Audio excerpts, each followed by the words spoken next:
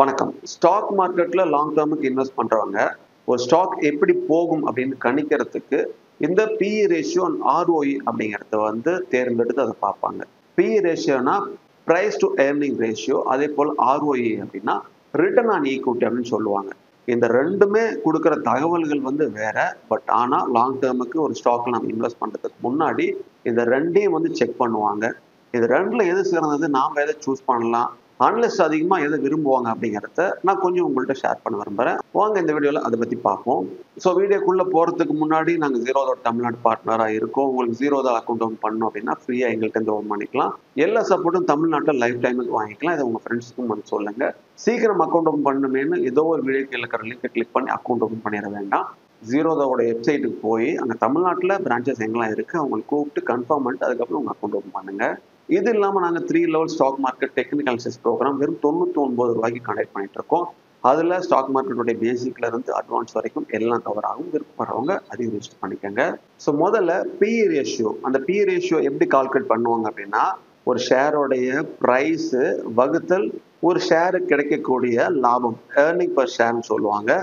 இதை வச்சு தான் அதை பிஇ ரேஷியோ கணக்கிடுவாங்க. இது ஒரு பங்குடைய லாபத்தோட அதை நம்ம கம்பேர் பண்றதுக்கு இந்த விகிதம் நம்மளுக்கு யூஸ்ஃபுல்லா இருக்கும். ஒரு பங்கு அதிகமான பிஇ ரேஷியோல இருக்கு அப்படின்னா அதுல எதிர்பார்ப்புகள் அதிகம் இருக்கு, ஓவர் வேல்யூடா இருக்கலாம் அப்படிங்கறது தான் இது சொல்லும்.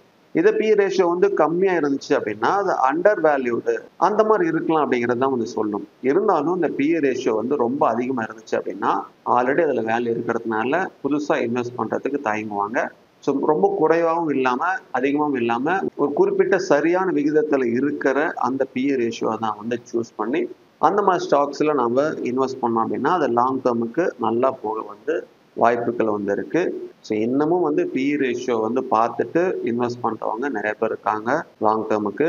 இதோட பயன் என்ன அப்படின்னா, ரொம்ப சிம்பிளாக ஒரு பங்கோடைய விலை அதிகமா இருக்கா அல்லது குறைவா இருக்கா அப்படிங்கறத அளவிட இந்த பிஇ ரேஷியோ நம்மளுக்கு ஹெல்ப் பண்ணுது.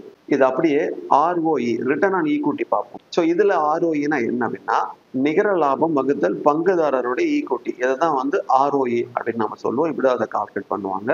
இது ஒரு கம்பெனில தன் பங்குதாரர்கள் பணம் எவ்வளவு திறமையா லாபமா மாத்துறாங்க அப்படிங்கிறத கணக்கிறதுக்கு இந்த அளவு நம்மளுக்கு உதவுது. இதை வச்சு அது லாபமா மாறிட்டா இல்லை அப்படின்னு கண்டுபிடிக்க நம்மளுக்கு யூஸ் ஆகுது. ஸோ அதிகமான ஆர்ஓஇ அப்படின்னா அது நல்லா இருக்கு அப்படின்னு புரிஞ்சுக்கலாம். அது நல்லா லாபகரமாக நல்லா மேன்மையா இயங்கிட்டு இருக்கு அப்படிங்கிறத நான் புரிஞ்சுக்கலாம். ஸோ இது எதுக்கு பயன்படும் அப்படின்னா, ரொம்ப சிம்பிளா ஒரு நிறுவனம் நல்லா பணம் சம்பாதிக்குதா இல்லையா அப்படிங்கிறத காட்ட இது நம்மளுக்கு யூஸ் ஆகும். சரி, பிஇ ரேஷியோ, ஆர்ஓஇ இந்த 2ல எது சிறந்தது, எதை வச்சு நம்ம லாங் டேர்முக்கு ஸ்டாக்கை சூஸ் பண்ணலாம் அப்படின்னா, பிஇ ரேஷியோனா ஒரு பங்குடைய விலையை மதிப்பிட ஹெல்ப் பண்ணுது. இது ஆர்ஓஇனா லாபத்திறனை நம்மளுக்கு மதிப்பிட பயன்படுது. ஸோ இங்க பிஇ ரேஷியோ இன்வெஸ்டர்ஸ் அவங்களுடைய ஃபியூச்சருடைய வளர்ச்சி எப்படி இருக்கும்னு கண்டுபிடிக்க இது பயன்படுது. ஸோ இங்க ஆர்ஓஇ உங்களோட முதலீடுக்கு தரமான நிறுவனங்கள் கண்டுபிடிக்க உதவி பண்ணுது. பிஇ ரேஷியோ நல்ல விலை மதிப்பீட்டை கண்டுபிடிக்க உதவுது. இதை 2யும் வச்சு தான் நம்ம லாங் டேர்முக்கு ஸ்டாக் சூஸ் பண்ணணும். இதுல பெரும்பாலும் அனலிஸ்ட் அந்த ஆர்ஓஇ அதை பயன்படுத்தி லாங் டேர்முக்கு முதலீடுகளை செய்வாங்க. நீங்க இந்த 2யும் சேர்த்து அது கூட உங்களோட ரிசர்ச்சும் பண்ணி அதுக்கப்புறம் முடிவெடுக்கிறது தான் நல்லா இருக்கும். எப்பயுமே யார் சொன்னதை நம்பி நான் முடிவெடுக்க கூடாது. அது கூட நம்மளோட ரிசர்ச் இருக்கணும். அப்போதான் நம்ம அதில் லாங் டேர்ம் நினைச்சிருக்க முடியும். அதனால உங்களோட ரிசர்ச்சும் பண்ணிட்டு லாங் டேர்முக்கு உங்களுக்கு பிடிச்ச ஸ்டாக்ஸை நல்ல மதிப்பீடு செஞ்சு தேர்ந்தெடுத்து முதலீடு பண்ணுங்க. மீண்டும் உங்களை அடுத்த ஒரு நல்ல வீடியோ சந்திக்கிறேன். மிக்கிறேன்.